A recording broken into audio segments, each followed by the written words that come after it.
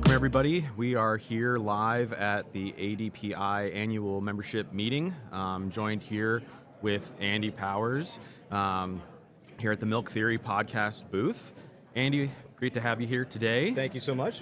Give us a little bit of background. Maybe tell us your role within ADPI and maybe more specifically kind of what your day-to-day looks like and tie in how sustainability ties into that. Okay, we'll try to give you an encapsulation. I have a fancy title. I'm Vice President of Technical Services. I'm one of two technical staff with ADPI, joined about 3.5 years ago. Pleased to collaborate with KJ Burrington, my eminent food scientist partner, to divide up the technical responsibilities at ADPI. I'm primarily responsible for our library of ingredient standards, the analytical methods that support them. I'm liaison to 3 of our standing committees, including sustainability, which is part of why we're here today.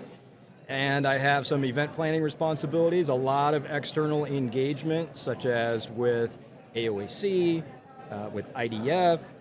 I sit on one of the standing committees for ISO/IDF, Standing Committee on Analytical Methods for Composition, and things of that nature. So when it comes to science, when it comes to regulatory compliance, when it comes to food safety and quality systems, that's where I can lend my expertise.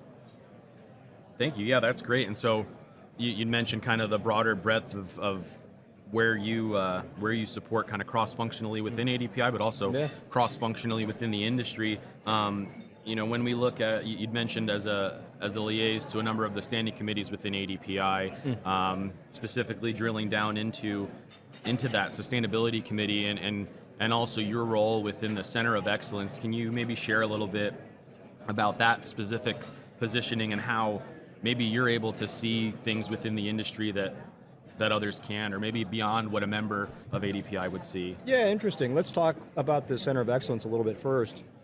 Currently, that group stands at 11 essentially captive consultants that on behalf of ADPI represent a range of topics and provide their expertise to the member community. As I said, there are 11 of the committee members right now, or the center members. 2 of us are ADPI staff. I mentioned KJ Burrington and myself. When it comes to sustainability, we have Jesse Delo from the Climate Source on the center also. And the center is an interesting resource because it's a consultancy essentially, but with the breadth of expertise from 11 different subject matter experts. Our members have access to that group on a topic-by-topic basis.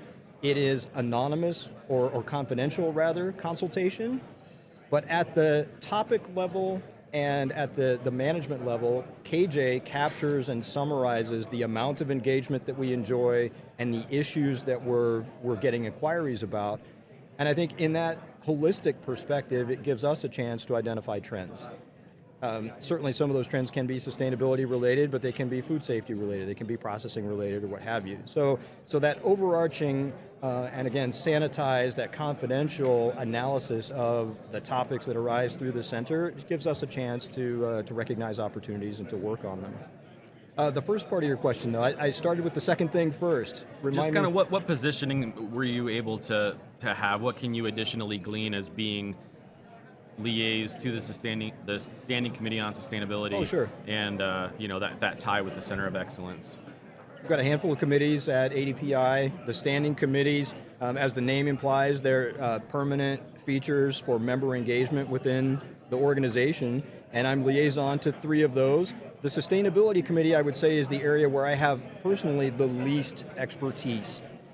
I think, though, that it provides 2 advantages. I mean, one, I'm accomplishing the furthering of my own technical knowledge and value to the organization and the members. But at the same time, then, I don't come with any preconceived notions about sustainability. It obligates me to leverage the strengths of the people around the table to identify priorities and get meaningful work done.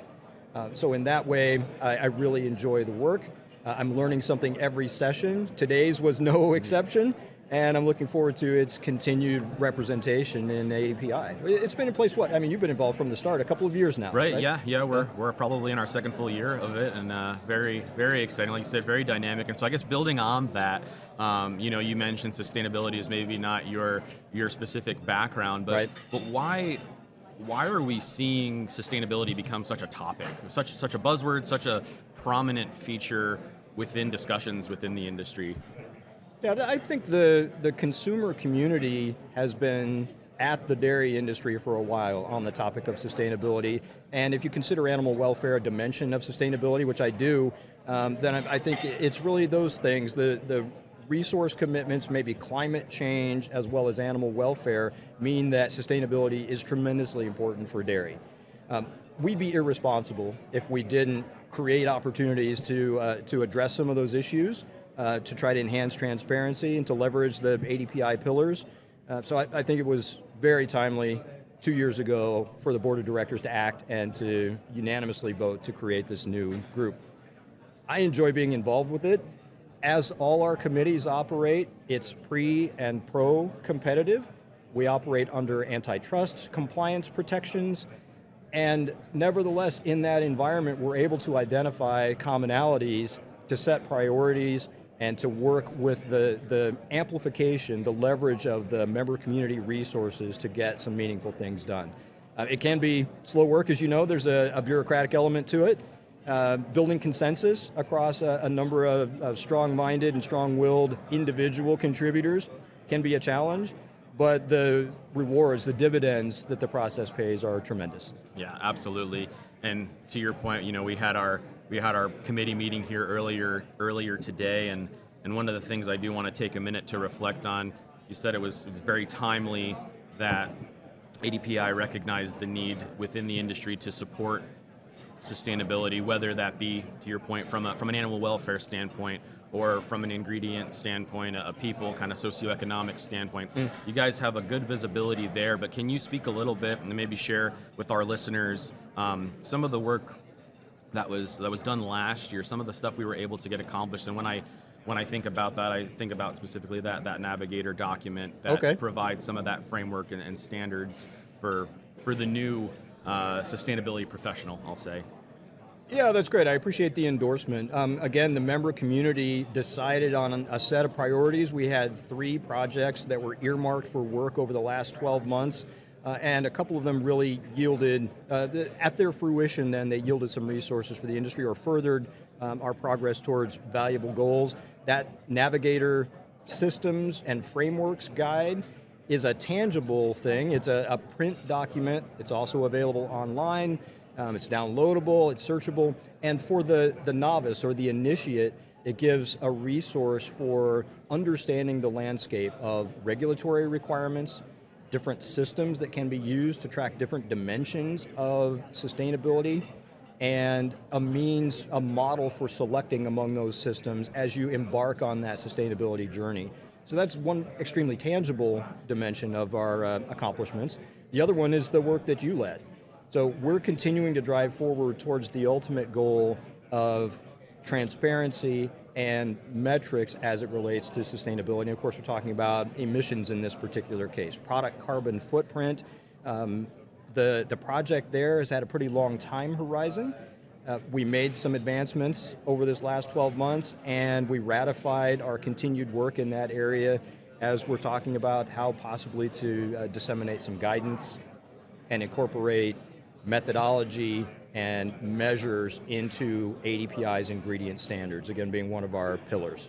Yeah, that's great and exactly right. We start to see that phrase, product carbon footprinting, becoming more of a talking point, whether it be formally, included in a contract with a customer, or you're seeing that, or even just more basic, just curiosity from a survey standpoint, I guess. Where do you see that product level data being a lever for ingredient manufacturers? And you started to get to the point of where ADPI can maybe play in that from a transparency and a standards relations standpoint, but maybe share a little bit on that. Yeah, we've alluded to ADPI's ingredient standards quite a bit. In my mind, for a long time now, if we got to the point where we had standardized methodology and we could generate meaningful benchmark values for greenhouse gas emissions on an ingredient by ingredient basis, that would be an additional layer of value that we can deliver in those documents, keep them contemporary, and enable our member community, again, to use those in commerce. I mean, and that's truly the point. They need to be practical. We're getting closer and closer to that eventuality by the minute. I think we recognize that we have to step carefully, but I think the establishment of a standardized methodology and the imminent publication of some region-specific values, ingredient by ingredient, at the very least it establishes benchmarking. I think as a processor, you can know, am I ahead of the curve, am I behind the curve? Both of those acknowledgments have value. As an industry, we can also track our progress. So benchmarking, that baseline, is the measure against which all continuous improvement will be judged. So that's a very high-level overview of the low-hanging fruit. I think the potential benefits, we're going to navigate carefully. We've got to consider all the pros and cons here, and don't be hasty. But I think we're getting closer and closer to another dimension of transparency and value add for those ingredient standards if we cross that finish line. Looking forward to it. Absolutely. Thank you, Andy. You bet. I think we think about it. You mentioned the benefits. You started to allude a little bit to the risks that are maybe associated there, and I do want to make a point to kind of maybe drill down on that even a little bit more, and I'll give my take on it. And obviously, you've already heard this. This is more for the benefit of the broader listener group here. But when we look at things like product carbon footprinting, and especially at an aggregate level, at a pre-competitive level, I think where ADPI really can stand is being that guidance document. I alluded earlier in our committee meeting, there's documentation that the Innovation Center is going to be putting out. There are going to be numbers out there, right? And so if we have these ingredients intensity numbers already being visible to within the marketplace, I think the position for ADPI is to get ahead of that, to hopefully bring in those guardrails. And of course, we want to be mindful of those risks. And some of those risks are somebody may be concerned because they do have a higher number than that benchmark. They may be cheering because they've got a lower footprint against the benchmark, and their strategy is to take it and run. But I think at the end of the day, the big risk that we have by not addressing this and having some acknowledged, endorsed type of standardized methodology is people will take this and do the wrong things with them. Oh, agreed. And I don't know if there's any other risks that you could see maybe, in the national lens from an API standpoint, but even if we back up from a global standpoint and look at the U.S. dairy industry as a collective, how does that look on a global stage? What risks might be there from the global perspective of umpteen different co-ops and processors choosing their own adventure on a footprinting standpoint, and how that looks to maybe a buyer halfway across the world? Yeah, that fragmentation I think is undesirable. I think that puts U.S. dairy at a disadvantage. I think some unity from a science-based perspective will demonstrate two things. One, that we're being intentional about studying the opportunity at hand, and two, then we can tell the success stories about dairy's continued improvement in sustainability as time goes by. The rest of the world's a little bit ahead of us on this, or maybe you would say more than a little bit. I think the cost of inaction is substantial, and we have the opportunity to cooperate and collaborate, and you hear me mention that a lot in committee proceedings. I think the benefit here is that with the endorsement of our industry partners, published information that could otherwise be interpreted whatever way you want. You called it pick your own adventure. We've got a chance to get out in front of that, provide some guidance to explain, here it comes, this is how it was generated, this is what it means, here are the ways to put this to good use, to your advantage, and here are some pitfalls to avoid. And all of that then enables further transparency. So I think the more dairy can open itself to the world, the more consumers are going to see that there's a great circularity story to tell, that dairy is a good steward for the environment, and that we measure up and that we're continuously working to improve. Absolutely, and I think the more we look at it and where that resource could maybe help bridge a gap, maybe what your hot take is on how that would maybe play into the likes of verification. We hear that becoming more and more of a prominent ask from customers. As a supplier, we may provide a number. They want to know where it comes from. okay, now we also have this standardized methodology. Those are all great builds. But even further building on that, we've got that verification piece or audit readiness piece. How do you see maybe that type of document being able to be leveraged in that type of a situation, those downstream verifications or kind of the audit readiness situations? Well, I mean, audit readiness is near and dear to my heart, having been in quality and food safety for a very long time. And the lesson is that you're always on that journey. You're not preparing for an audit the day of or the week before, but it's the way that your company operates. It's the work that you live and breathe every single day.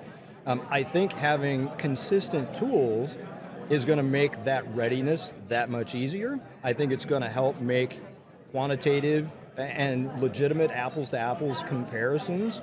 I think it's an important step forward. I don't personally feel the pain of those customer verifications, but I think when you can get behind credible methods and you begin to present a rationale for the approach that your organization is taking, and this is similar, if not wholly consistent, from one supplier to the next, then you're also influencing that end user community to align and harmonize. Great. And then really what role then do you see ADPI being able to maybe play to help minimize that unnecessary burden that now becomes the table stakes of verification and audit, readiness? Yeah, so we've got a couple of aspects of our strengths, and one of them is, we call it leading the way. That's really about training and resources. So that's a strength of our organization. We're talking about tools that are being developed by others. The Innovation Center is leading the charge. You've got others like the Climate Source that are doing valuable work in carbon accounting and life cycle analysis. That's not our forte, but what we can do is make sure that those advancements are known to the industry and they understand how to use these emerging tools. And I think that's one dimension. The other one is our bringing people together principle. So whether that's through training, whether it's at conferences like this one, I don't want to toot our own horn, but the point is that we already have this core strength of bringing people together to hear our messages, to hear from dairy industry experts, and through that platform, the communication about all this valuable work reaches the people who need the knowledge, need Absolutely. the information. Yeah, and I think it's great, we had heard Patty say over 1,000 or near 1,000 registered attendees, and then obviously you've got the handful of others that are here because of this event. So just even the notoriety that ADPI has within the industry and the following that it brings, I think, further obviously just shows the reputation that then precedes ADPI, both from a domestic standpoint as well as hopefully growing on that global internationally. front. Yeah, I agree. And so I guess kind of bridging that and maybe transitioning a little bit, what would you say, what are some of the lookouts in the next 5 to 10 years? If you had that magic crystal ball, what would you say specifically, within sustainability or a position within ADPI, how those may pair together? What it would maybe look like in that kind of near medium term? Well, I don't know that I could take an organization-wide stance, but I can tell you my opinions. I voiced one of them today. Of course, we're focused on emissions on farm, and that's the lion's share of the opportunity. Maybe that means there's low-hanging fruit. Everybody's working on that. Enteric emissions are a known challenge, and we've got some good tools like feed additives and other ways to mitigate that dimension of dairy sustainability. But I think we often overlook, as I said in committee today, the processing dimension of dairy's footprint. And I think we'd be remiss if we didn't seek potential opportunities for improvement there as well. I'm a little bit processing oriented in my mind too, so I lean towards not leaving processing behind in this journey towards sustainability improvements. So let's pay attention to processing. I think that's something that we've got to do. I'm not saying the enteric emissions problem is solving itself, but people are working really hard on it, and the focus is there. Other dimensions of things that we need to pay attention to. I'm concerned that we're focusing on emissions and we're not thinking about what I would consider globally a bigger picture, and that's water. We're not thinking about it enough. Dairy is doing a tremendous amount to cycle and recycle, to make circular the utilization of water, and it's water intensive, and yet people don't understand you get into the 94, 95, 97% circularity of water through the dairy value chain. And yet the rest of the world, to differing degrees, is wrestling with water availability and water management. This is a little bit near and dear to me. I live in Arizona. I'm a transplant there. I didn't grow up there. Coming from the Midwest and moving to the Sonoran Desert, it's absurd to me to see the abuses of water availability that come from I don't remember, I think it's called the All-American Canal System that was built between 1928 and 1940. This makes Colorado River water available to the entire state of Arizona and others. Southern California depends on it very heavily, and we've seen levels at the reservoirs and in the river itself at all-time lows over recent years. Global warming's playing a part in that, and yet we continue to take that influx of water that we take for granted and we put it on golf courses and we put it on public green spaces. It's beautiful. I don't believe it's sustainable, and it reflects a lack of appropriate prioritization that it would be a mistake that dairy would be extremely remiss to make. So water management, long-winded way to say, I think we're taking it for granted. Might be a first world position that we need to rethink carefully. And I don't know that the regulations in our current environment are supportive of water conservation, resource conservation in general. So very long-winded response to say, man, water, I think we've got to start paying more attention to that. No, I appreciate both of those perspectives, and I'll give my 2 cents and drill into both of those a little bit as well, because I think, to your point, that other 20% of the holistic picture of what an ingredient, what a product that a customer would be getting, we know, to your point, we know that the on-farm piece is the lion's share. But we look around the room here and you see all of the variety of exhibitors that are here joining us. Yes, most of them have a presence for technologies on dairies, but also a number of the different exhibitors here are also, primarily focused on the processing side. And there are so many levers or opportunities at the processor level that, especially when you look at some of those near-term targets where folks might have 20, 30, 40% reduction targets by 2030, excluding 20% of your holistic picture, you're missing out on maybe a chunk of reduction there. So that's kind of my just hot take initial thought. Yeah, I think our minds are aligned on that. Yeah, totally get it. Yeah, and from the water piece too, obviously can very much sympathize with you there. We're based in the high desert of Idaho. Water in our area is the Magic Valley due to the aquifers and the canal systems, that similar, timing early 19th century or 20th century development of those systems.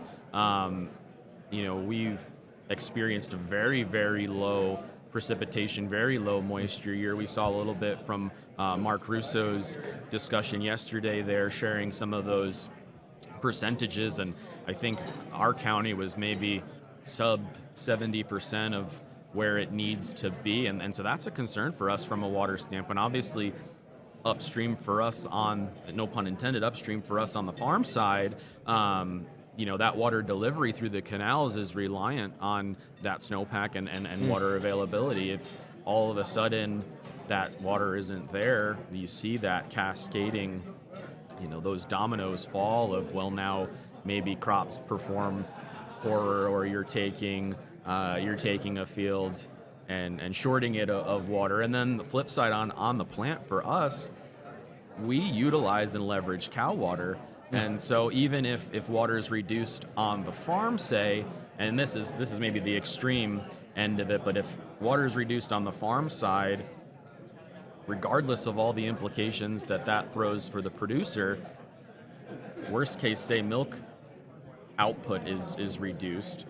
We're reliant on that milk for, one, obviously our business, but two, kind of that fourth product category from our core business is water. We're taking that milk stream, fractionating it out into its various macronutrients, isolating then that cow water, polishing it, and using it back in our plant. So if we don't have that minimizes our ability to recycle and reuse a lot of that. Sure. That increases our withdrawal, and then now we're in even a worse spot. So kind of a double edge there on both fronts. And again, Idaho obviously is similar to what we're seeing in Arizona, but you know, and then we've got folks on the other side that have so much water they don't know what to do with it, and cities are flooding, and you know, so it's very interesting times. I hear you. I wanted to be clear. I mean, you tell the story about what dairy is currently doing, and I think dairy has been a fantastic steward of water as a precious resource. I think dairy can stand as an example to other industries instead of focuses on areas where we're making tremendous progress, but especially in water management, dairy is strong. And that perspective about global water availability, shortages, global climate, all those issues, that really to me is a world view and not a dairy specific one. Well, that's great. I appreciate that perspective, and I see we're coming up on our time here, and I want to be mindful of your busy schedule. I know it's speed dating for most of the folks that are here, and we're kind of running ragged here over the last few days, so I do want to be mindful, but I think maybe one kind of rapid fire type wrap up question. Okay. You know, we looked at, and we've answered the question, maybe what's the unavoidable sustainability topic. We alluded to the water piece. Maybe to end on a more positive note, what would you say gives you the most optimism within the dairy industry, where we're going, specifically, obviously, in my world, in the sustainability world? What's one thing that you can say, you know, hang your hat on, U.S. dairy is the best at this, or we have, you know, what just gets you excited and optimistic? Yeah, I hate to give a boring answer. U.S. dairy is especially strong at scale. I mean, I think we're the low-cost producer of milk and milk-derived ingredients globally, and that's been a tremendous opportunity for us to compete as global trade dynamics have changed. I don't think that's all of it, though. I think dairy has especially embraced sustainability as a journey and not a destination. I think dairy already had in its hip pocket a number of success stories based on farm practices that go back centuries in some cases. They've been tremendous stewards of our environment. And now, having documented ways to evaluate what dairy's doing and to put some numbers to those advantageous or those conscientious practices, I think that's fantastic. Awesome. Thank you, Andy. Very well put. I think we'll end on that high. Okay. I appreciate your time today. I guess any other final thoughts or words that you have for the group? Well, in that sense of thinking about sustainability as a journey, we're really at the beginning of that with ADPI. I think I'm encouraged that our members continue to embrace the need and recognize that there is a lane, there are strengths of our organization that are unique and that can be leveraged to amplify the successes of others. And, you know, the rising tide analogy, right? All of us are going to benefit from the good work that's being done, and we're playing a part in getting that message out there. I enjoy it. I'm passionate about the work that we're doing right now. I'm grateful for the contributions of people like you who are thought leaders for our industry. And as long as you got the energy and the will, keep it up. Happy to collaborate with you. Thank you, Andy. Appreciate the time. Appreciate your You're insight. welcome. Thanks, everybody, and we'll see you on the next one. Yeah, thanks for the invitation.